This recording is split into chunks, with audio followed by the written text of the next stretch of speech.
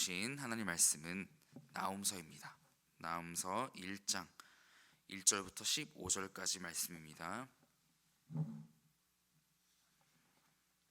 요나에 이어서 우리 나온 말씀, 매일성경 175페이지, 구약성경은 1300페이지입니다. 한 목소리로 합독하시겠습니다. 시작. 니느웨에 대한 경고, 곧 엘고스 사람 나홈의 묵시의 글이라. 여호와는 질투하시며 보복하시는 하나님이시니라.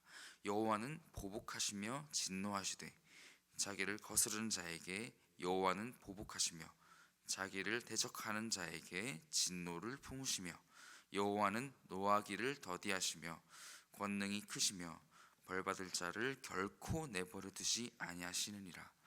여호와의 길은 회오리 바람과 광풍에 있고 구름은 그의 발에 티끌이로다. 그는 바다를 꾸짖어 그것을 말리시며 모든 강을 말리시나니 바산과 갈멜이 쇠하며 레바논의 꽃이 시드는도다. 그로 말미암아 산들이 진동하며 작은 산들이 녹고 그 앞에서는 땅 곧 세계와 그 가운데에 있는 모든 것들이 솟아오르는도다. 누가 능히 그의 분노 앞에 서며 누가 능히 그의 진노를 감당하랴. 그의 진노가 불처럼 쏟아지니 그로 말미암아 바위들이 깨지는도다. 여호와는 선하시며 환난 날의 산성이시라. 그는 자기에게 피하는 자들을 아시느니라.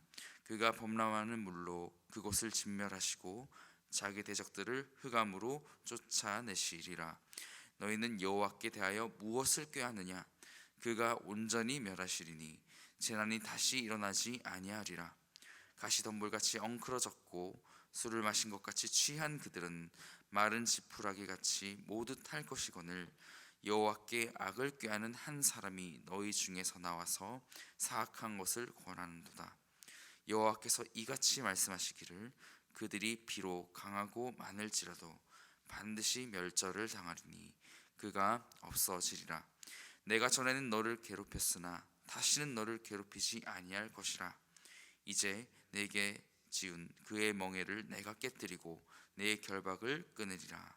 나 여호와가 내게 대하여 명령하였나니 내 이름이 다시는 전파되지 않을 것이라. 내가 내 신들의 집에서 새긴 우상과 부은 우상을 멸절하며 내 무덤을 준비하리니 이는 내가 쓸모없게 되었음이라. 볼지어다 아름다운 소식을 알리고 화평을 전하는 자의 발이 산 위에 있도다. 유다야, 내 절기를 지키고 내 서원을 갚을지어다. 악인이 진멸되었으니 그가 다시는 내 가운데로 통행하지 아니하리로다 하시니라. 아멘.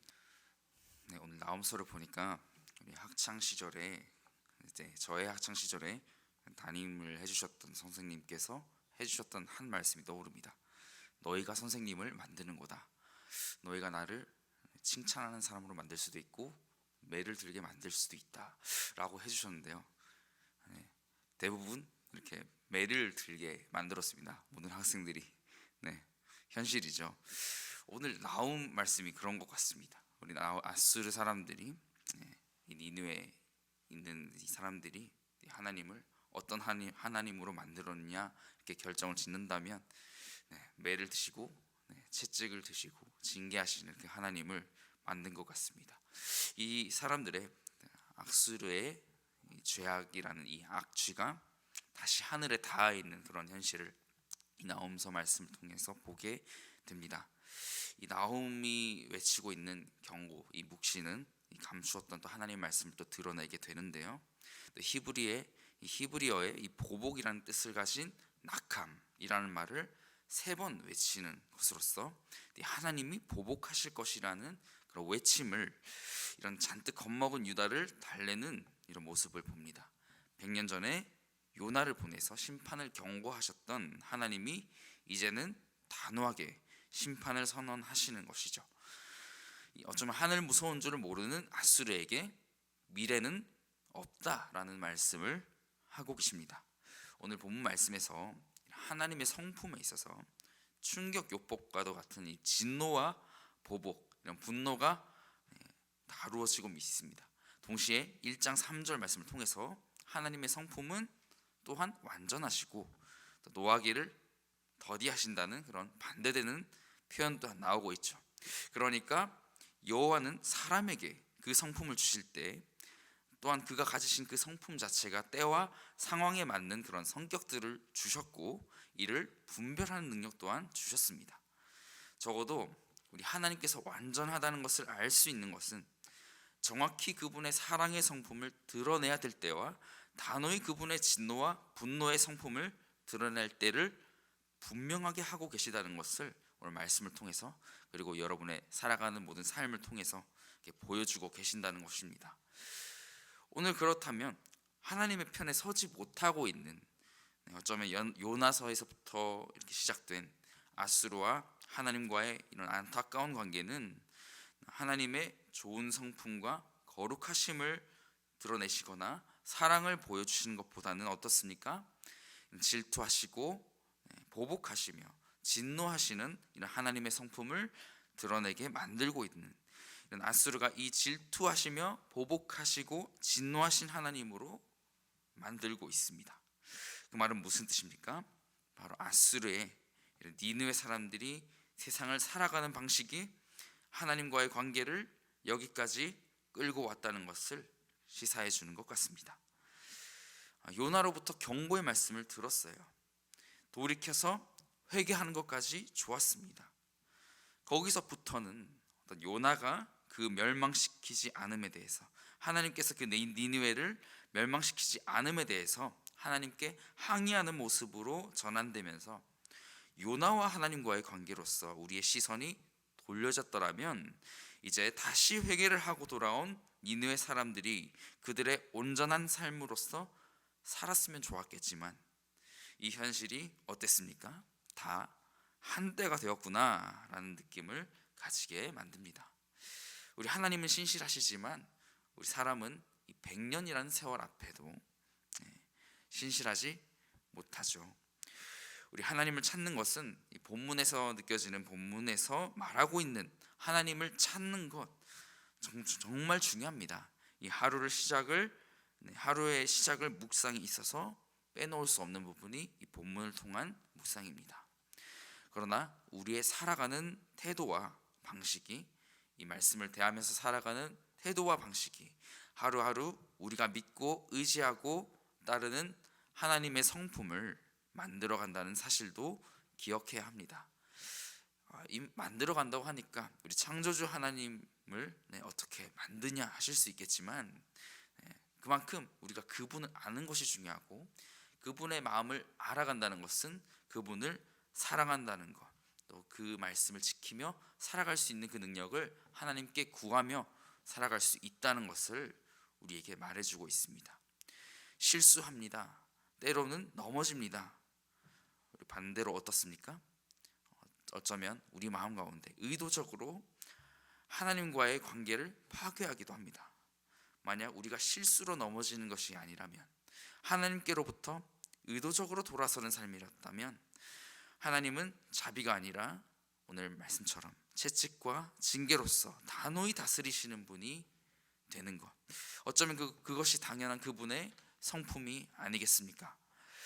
이처럼 오늘 말씀은 하나님의 권능을 드러냄과 동시에 그에 따른 우리의 살아가는 삶의 모습은 더욱 굳건하게 반석되시는, 흔들리지 아니하는 모래가 아니라 반석이 되시는 그 하나님 편에 우리가 서야 됨을 이 말씀이 또한 명령하고 있습니다. 우리가 그의 계명을 잘 지켜서가 아니라 먼저는 주님의 마음을 아는 것입니다. 그분이 우리 편에 선다는 것, 그분이 우리 편에 계신다는 것은 우리가 하나님을 사랑하는 것을 전제로 합니다. 그래서 그분의 말씀과 계명을 지킬 수 있는 힘 또한 우리 성령님께 오늘 하루를 살아가면서 구하는 것입니다. 주님, 내가 주님 말씀대로 살아갈 수 있도록 힘을 더하여 주옵소서. 내 힘으로는 되지 않습니다. 오직 하나님께 구합니다. 라고 우리가 하나님께 간구하며 나아가는 것입니다. 아무리 역사 속에서 최고라 일컬어지는 이 제국들이 하나님의 어쩌면 콧김이라고도 할 수 있는 이 콧김을 부신 것과 비슷한 이 진노 앞에 사그라드는데, 이 천지 만물 중 감히 맞설 인간의 권세가 없다는 것입니다. 그와 동시에 산이 높고 땅이 솟아나는 기막힌 풍경 중에도 피난처가 존재하십니다. 그것은 선하신 하나님께 피하는 자들에게, 하나님의 편에 서는 자들에게 피난처가 되어 주신다는 것입니다. 우리 천지가 진동하는 삶의 문제를 만나더라도 어떻습니까? 가장 중요한 것은 우리 하나님이 선하시다라는 것을 고백하는 것입니다.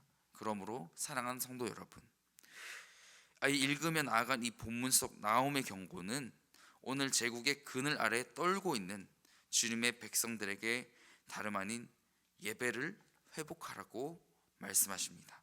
마지막 절을 읽어보실까요? 15절입니다. 같이 읽겠습니다. 시작. 볼지어다 아름다운 소식을 알리고 화평을 전하는 자의 발이 산 위에 있도다. 유다야, 내 절기를 지키고 내 소원을 갚을지어다.